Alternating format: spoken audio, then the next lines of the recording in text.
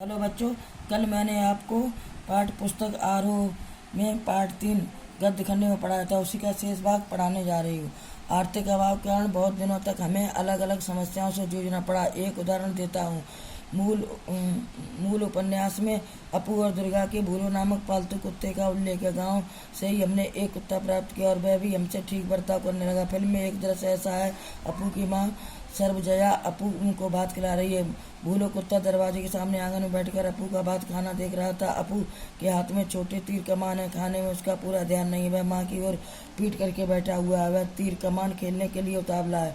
अपू खाते खाते ही कमान से तीर छोड़ता है। उसके बाद खाना छोड़कर तीर वापस लाने के लिए जाता है। सर्वजया बाएं हाथ से वह थाली और दाहिने हाथ में निवाला लेकर बच्चे के पीछे दौड़ती है, लेकिन बच्चे के भाव देखकर जान जाती कि वह कुछ नहीं खाएगा। भूलो कुत्ता भी खड़ा हो जाता है। उसका ध्यान सर्वजया के हाथ में जो भात की थाली है उसकी ओर है।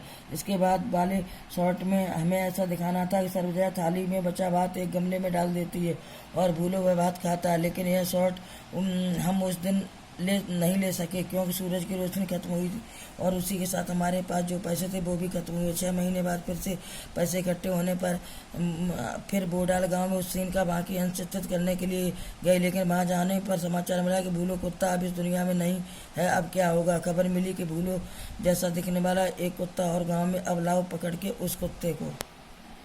सचमुच यह कुत्ता भूलो जैसा ही दिखता था। वह भूलो से बहुत ही मिलता जुलता था। उसके शरीर का रंग तो भूलो जैसा बादामी ही था।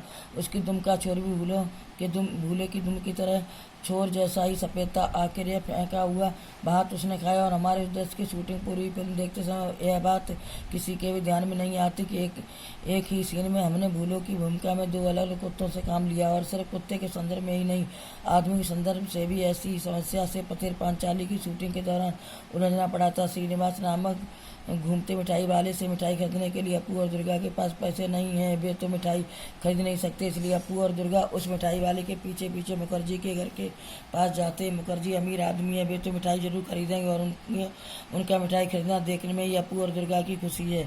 इस दृश्य का कुछ अंश चित्रित होने के बाद हमारी शूटिंग कुछ महीनों के लिए स्थगित हो गई। पैसे हाथ आने पर जब हम उस गाँव में शूटिंग करने के लिए गए तब खबर मिली कि श्रीनिवास मिठाई वाले की भूमिका जो सज्जन कर रहे थे उनका देहांत हो गया।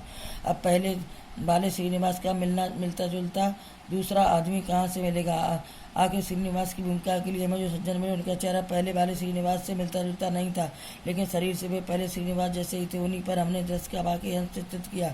फिल्म में दिखाई देता है कि 1 नंबर श्रीनिवास बन से बाहर आता है और अगले शॉट में 2 नंबर श्रीनिवास कैमरे की ओर पीट करके मुखर्जी के घर के गेट के अंदर जाता है। पथेर पांचाली फिल्म अनेक लोगों ने 1 से अधिक बार देखी है, लेकिन श्रीनिवास के मामले में यह बात किसी के ध्यान में आई है ऐसा मैंने नहीं सुना। इस श्रीनिवास के सीन में ही एक शॉट के वक्त हम बिल्कुल तंग आ गए थे और वह भी उस भूले कुत्ते की वजह से। छोटे से पुकार के पार मिठाई वाला खड़ा और इस पार अपने घर के पास अपू दुर्गा मिठाई वाले की ओर ललचाई नज़र से देख रहे हैं। क्यों मिठाई खरीदेंगे? मिठाई वाले इस सवाल का भी ना हमें जवाब देते हैं। तब मिठाई वाला मुखर्जी के घर की ओर जाने लगता है। दुर्गा अपू से कहती है, चल हम भी जाएंगे। भाई बहन दौड़ने लगते और उसी समय पीछे झुरमुट में बैठा भूलो कुत्ता भी छलांग लगा के उनके साथ दौड़ने लगता है। हमें ऐसा सीन लेना था, लेकिन मुश्किल यह है कि यह कुत्ता कोई हॉलीवुड का सिखाया हुआ नहीं था, इसलिए यह बताना मुश्किल ही था कि वह अपू दुर्गा के साथ भागता जाएगा या नहीं। कुत्ते के मालिक से हमने कहा था, अपू दुर्गा जब भागने लगते हैं तब तुम अपने कुत्ते को उन दोनों के पीछे भागने के लिए कहना, लेकिन शूटिंग के वक्त दिखाई दिया कि वह कुत्ता मालिक की आज्ञा का पालन नहीं कर रहा। इधर हमारा कैमरा चालू ही था। कीमती फिल्म जाया हो रही थी और मुझे बार बार चिल्लाना पड़ रहा था, कट कट। अब यहाँ धीरज रखने के सिवा दूसरा उपाय नहीं था। अगर कुत्ता बच्चों के पीछे दौड़ा तो भी उनका पालतू कुत्ता लग सकता। आखिर मैंने दुर्गा से अपने हाथ में थोड़ी मिठाई छिपाने के लिए कहा और वह कुत्ते को दिखाकर दौड़ने को कहा। इस बार कुत्ता उनके पीछे भागा और हमें हमारी इच्छा के अनुसार शॉट मिला। पैसों की कमी के कारण बारिश का दृश्य चित्रित करने में बहुत मुश्किल आई थी। बरसात के दिन आई और गए, लेकिन हमारे पास पैसे नहीं थे, इस कारण शूटिंग बंद थी। आखिर जब हाथ में पैसे आए तब अक्टूबर का महीना शुरू हुआ था। शरद ऋतु में निरंबर आकाश के दिनों में भी शायद बरसात होगी। साथ से मैं अपू और दुर्गा की भूमिका करने वाले बच्चे, कैमरा और तकनीशियन को साथ लेकर हर रोज देहात में जाकर बैठा रहता था। आकाश में एक भी काला बादल दिखाई दिया तो मुझे लगता था कि बरसात होगी। मैं इच्छा करता वह बादल बहुत बड़ा हो जाए और बरसने लगे। आखिर एक दिन हुआ भी ऐसा ही। शरद ऋतु में भी आसमान में बादल छा गए और धुआंधार बारिश शुरू हुई। उसी बारिश बारिश में भीगकर दुर्गा भागती हुई आई और उसने पेड़ के नीचे भाई के पास आसरा लिया।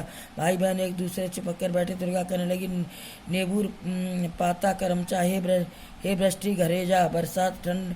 अपू का बदन खुला प्लास्टिक के कपड़े से ढके। कैमरे की आंख लगाकर देखा तो वह ठंड लगने के कारण सैर रहा था। शॉट पूरा होने के बाद दूध में थोड़ी ब्रांडी मिलाकर दी और भाई बहन का शरीर गर्म किया। जिन्होंने पंथेर पांचाली फिल्म देखी है वे जानते ही हैं कि वह शॉट बहुत अच्छा चित्रित हुआ है।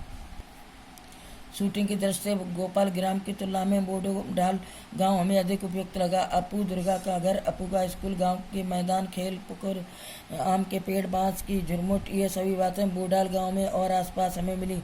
अब उस गांव में बिजली आ गई, पक्के घर, पक्के रास्ते बने हैं। उस जमाने में वे नहीं थे। उस गांव में हमें बहुत बार जाना पड़ा, बहुत बार रहना भी पड़ा, इसलिए वहाँ के लोगों से भी हमारा परिचय हुआ। उन लोगों में एक बहुत अद्भुत सज्जन थे, उन्हें हम सुबोधदा कहकर पुकारते थे। वे 60-65 साल के थे। उनका माथा गंजा था। वे अकेले ही एक झोंपड़े में रहते और दरवाजे पर बैठकर खुद ही से कुछ न कुछ बड़बड़ाते रहते थे। हम उस गांव में एक फिल्म की शूटिंग करने वाले हैं जानकर वे गुस्सा हो गए। हमें देखने पर वे चिल्लाते, फिल्म वाले आए हैं, मारो उनको। लाठियों से पूछताछ करने पर लोगों ने बताया कि वे मानसिक रूप से बीमार थे। बाद में सुबोधदा से हमारा अच्छा परिचय हुआ। वे हमें पास बुला के दरवाजे में बैठकर वायलिन पर लोकगीतों की धुनें बजाकर सुनाते थे। बीच बीच में हमारे कानों में फुसफुसाते, वो साइकिल पे जा रहा आदमी देख रहे हो ना, वह कौन है जानते हो? वह है रूजवेल्ट, पक्का पाजी। उनके मत से दूसरा एक था चर्चिल, एक था हिटलर, तो एक था अब्दुल गफ्फार खान। सभी मतानुसार पाजी थे, उनके दुश्मन थे। बच्चों, पाठ पूरा हुआ। कल प्रश्नोत्तर लिखवाएंगे।